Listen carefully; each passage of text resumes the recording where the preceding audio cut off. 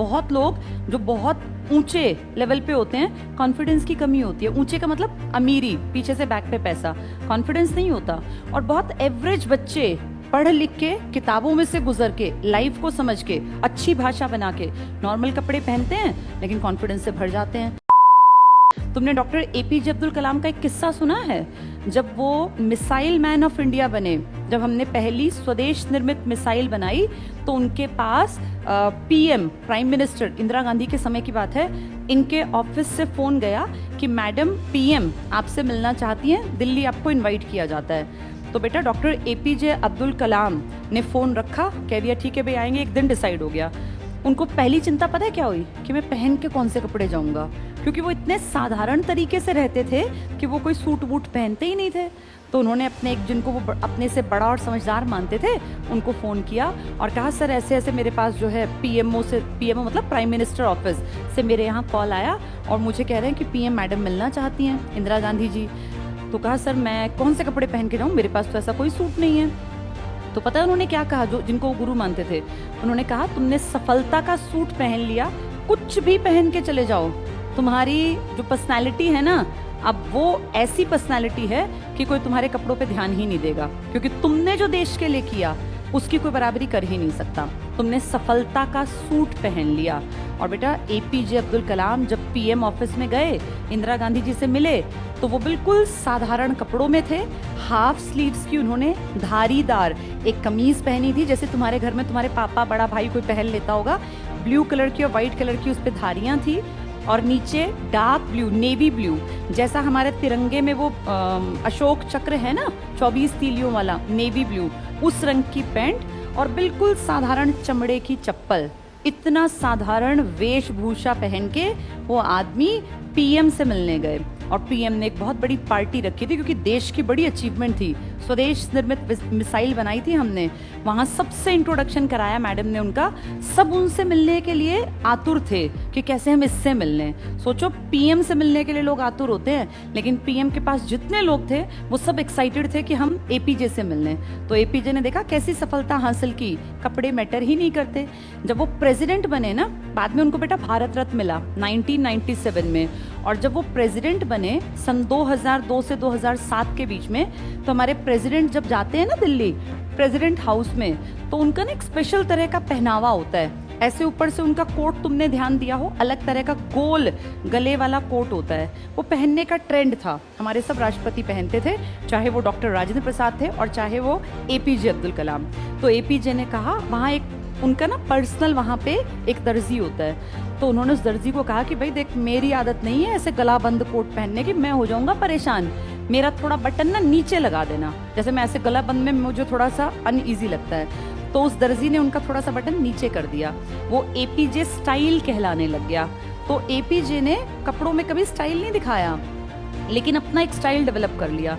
उसके बाद तुम बहुत सारे लोगों को देखोगे जिनके कोट वो यहाँ से बंद गले वाले नहीं हैं, थोड़े से नीचे हैं, मतलब वो कंफर्ट को सबसे ज़्यादा इंपॉर्टेंस देते थे। जब उन्हें भारत रत्न मिला था ना 1997 में, तो वहाँ भी थोड़ा सा एक तो ना बेटा ऐसे शॉर्ट्स पहन के नहीं जा सकते, राष्ट्रपति भवन में मिलता है वो एक हॉल में, तो वहाँ पीएम, हमारे बड़े बड़े सारे मंत्री, बहुत बड़े बड़े लोग बैठे होते हैं। तो वहाँ 1997 में डॉक्टर एपीजे का नाम बोला गया, उनको भारत रत्न लेने आना था। तो उससे पहले ना एक प्रॉपर ड्रेसिंग सेंस होती है कि भाई कैसे कपड़े पहन के जाने हैं, तो वो टाई लगा के गए हुए थे। बार बार टीवी पर वो दिख रहा था कि भाई आज भारत रत्न बट रहे हैं, तो नेशनल टीवी पर आया करता था।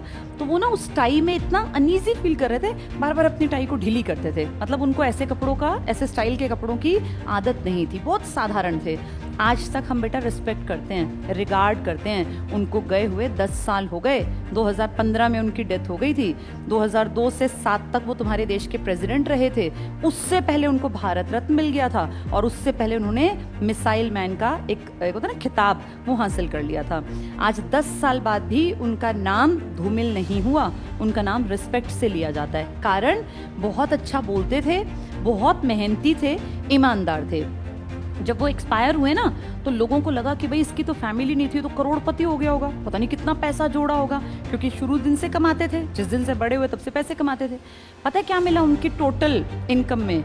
उन्होंने अपने जीते जी अपना सारा पैसा लोगों की भलाई के लिए दान कर दिया। कभी अनाथालयों में, कभी लड़कियों के शादी ब्याह में, कभी किसी अनाथ की पढ़ाई में, कभी वृद्धाश्रम में। कोई भी बहुत बड़ा अमाउंट उन्होंने अपने लिए नहीं रखा। कितने ग्रेट आदमी थे बेटा। कुछ लोग लालची होते हैं, सोचते हैं कल को हम बुढ़े होंगे, हमारे पास पैसे होने चाहिए वरना हमारी कोई केयर ही नहीं करेगा, है ना। उनके मन में कभी ये विचार नहीं आया।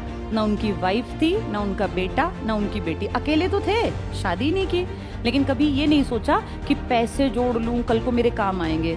जितने पैसे आते साथ के साथ दान में, अच्छे कामों में, सोशल वर्क में लगा दिया।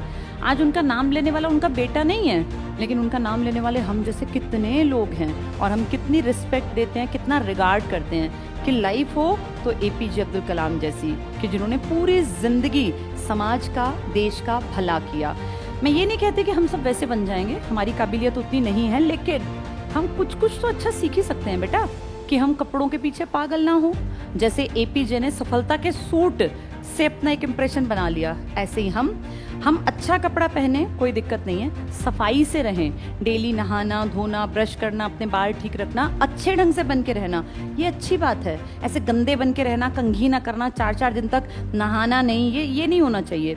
साफ सुथरे रहो, सुबह टाइम से उठो, ब्रश करो, पर्सनालिटी पे काम करो, लेकिन उस पर्सनालिटी में सिर्फ बाहर का अपीयरेंस ना हो, बौद्धिक रूप से भी सबल बनो। और सबसे बड़ी बात बेटा, मन से साफ और अच्छे रहना। जो तुम्हारी उम्र है ना, इसमें कई बार ना बच्चों के मन में बड़ी गंदगी आ जाती है। अपने मन को, अपनी आत्मा को साफ रखो। अपने ऊपर प्राउड करोगे जब तुम 5-7 साल बाद बड़े हो जाओगे कि यार मैं पीछे मुड़ के देखूं तो मेरे जीवन में मुझे कभी रिग्रेट ना हो। बहुत सारे बच्चे क्या करते हैं, 10वीं 11वीं में ना गलत चीज़ों को सोचते हैं ये ज़िंदगी के मज़े हैं। ज़िंदगी के मज़े ये नहीं है, ये तो गंदगी है।